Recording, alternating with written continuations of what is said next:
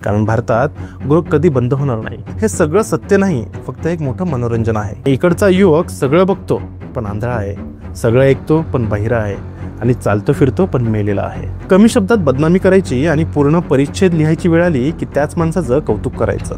म्हणूनच मोदी सरकार ग्रोकला घाबरत नाही. खरी गोष्ट अशी आहे की ज्यांना सत्य माहीत आहे ते काही करू शकत नाहीत, आणि जे आंधळे आहेत त्यांच्या जोरावरच.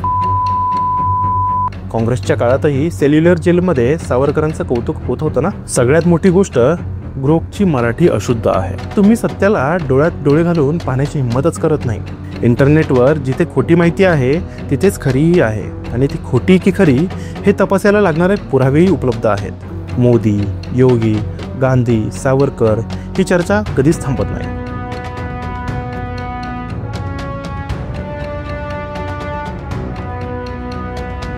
भारतात इम्पोर्टेड गाड्या विकायला परवानगी नाही मिळाली आणि हा माणूस म्हणतोय ठीक आहे मग सरकारच पाडूया. म्हणजे असं झालंय की क्रिकेट सामना हरला आणि चिडलेल्या प्रेक्षकांनी स्टेडियम पेटवून दिलं. आता काही जण म्हणतील अहो हे काय बोलताय, असं कसं होईल. पण थांबा जरा. अमेरिकेतून सुटलेली ही मिसाईल भारताच्या दिशेने येत होती, पण हा हुशार माणूस म्हणाला नाही, आता खेळ बदलूया. सगळे डावपेच लपवले. हात वर करून नाटकी चेहरा करत म्हणाला अहो मी बनवलेला हा रोबोट काही साधा सुद्धा नाही, हा तर अक्षरशः राक्षस आहे. म्हणजे काय झालं, दुसऱ्यांसाठी खड्डा खणला आणि स्वतःच त्यात पडला. तुम्ही म्हणाल अरे हे काय नवीन आहे, यावर तर 100 व्हिडिओ बघितलेच. पण थांबा, चला एक मजेदार प्रयोग करूया.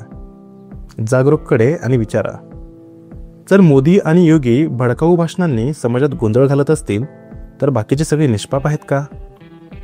ओवेसी आणि त्याचा भाऊ स्टेजवर भजने गातात का? 15 मिनट के लिए पुलिस को हटा लो, बता देंगे किसमें हिम्मत है, कौन ताकतवर. जा व्हिडिओ थांबवा आणि विचारा, बघा तो काय उत्तर देतो. आलात परत? बरं, त्याचं उत्तर ऐकलं का? नाही? ठीक आहे, मी सांगतो. तो काही नवीन सांगणार नाही. मागच्या 10 वर्षापासून पत्रकार जे ओरडत आहेत तोच हा एलॉन मस्कचा रोबोट सांगतोय.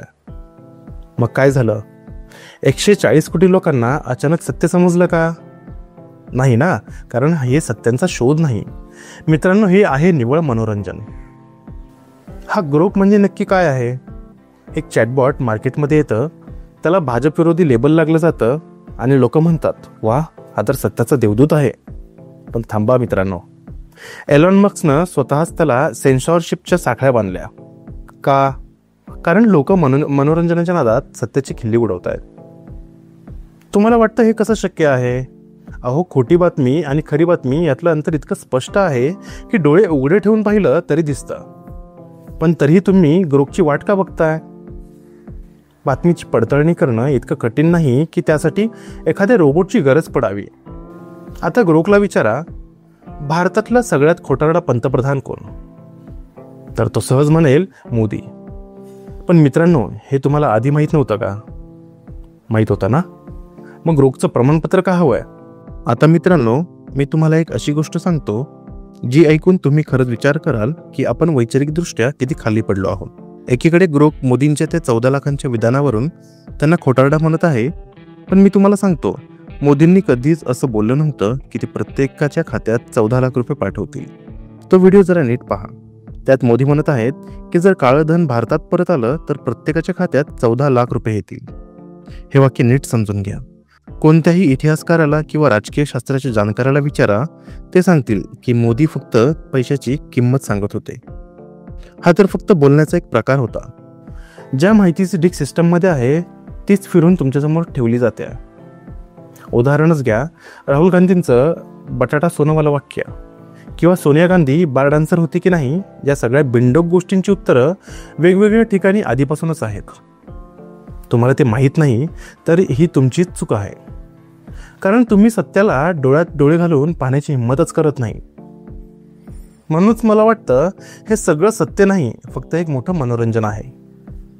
जसं लहान मुलाला नवीन खेळणं दिलं जातं तर तो 2 दिवस खेळतो आणि मग कोपऱ्यात फेकतो. ग्रोकचंही तसंच होणार आहे.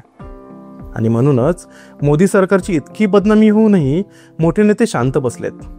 फक्त नावापुरतं एक नोटीस काढलं की ग्रोकच्या आक्षेपार्ह भाषेबद्दल काही प्रश्न विचारले जातात आणि बस. आता 2019 आणि 2024च्या निवडणुकीतही भाजप आणि मोदींबद्दल अशा बातम्या आल्याच होत्या. पण त्याचा काय परिणाम झाला? खरी गोष्ट अशी आहे की ज्यांना सत्य माहीत आहे ते काही करू शकत नाहीत, आणि जे आंधळे आहेत त्यांच्या जोरावरच पंतप्रधान खुर्चीवरती बसलेत. आणि हे फाउंडेशन इतकं मजबूत आहे की कोणतीही बाहेरची शक्ती ती हलवू शकत नाही. एखादी गोष्ट खरी की खोटी हे माणसाला जसं कळतं तसंच मशीनलाही कळतं.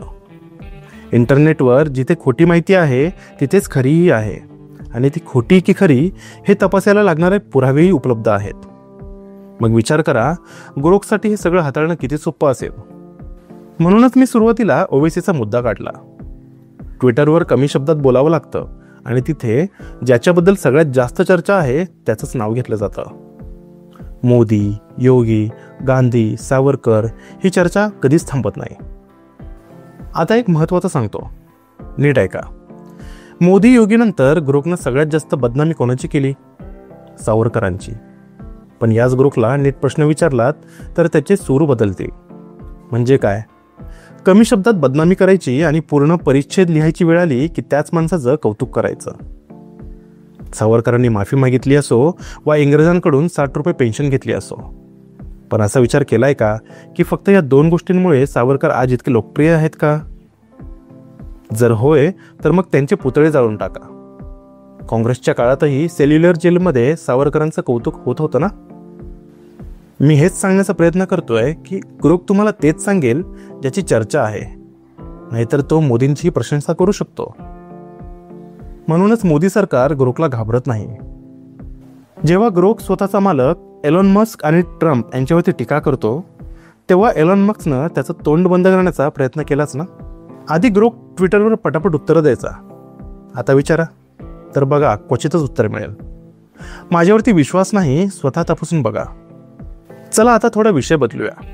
आतापर्यंत आम्ही ChatGPT आणि जेमिनी वापरत होतो. त्याचा फायदा आम्हाला होतच होता, पण ग्रोक वापरताना त्यात बऱ्याच त्रुटी दिसल्या. सगळ्यात मोठी गोष्ट, ग्रोकची मराठी अशुद्ध आहे. आता जर एलॉन मस्क म्हणतो की त्यानं जगातला सगळ्यात शक्तिशाली चॅटबॉट बनवलाय, तर मराठीसारखी भाषा जी जगात 13व्या क्रमांकावर आहे त्याला का समजत नसावी?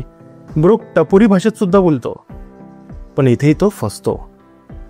त्याला गमतीत गंभीर माहिती विचारा आणि लगेच एखादं असाइनमेंट द्या, तो टपोरी भाषेतच पॅराग्राफ लिहून देईल.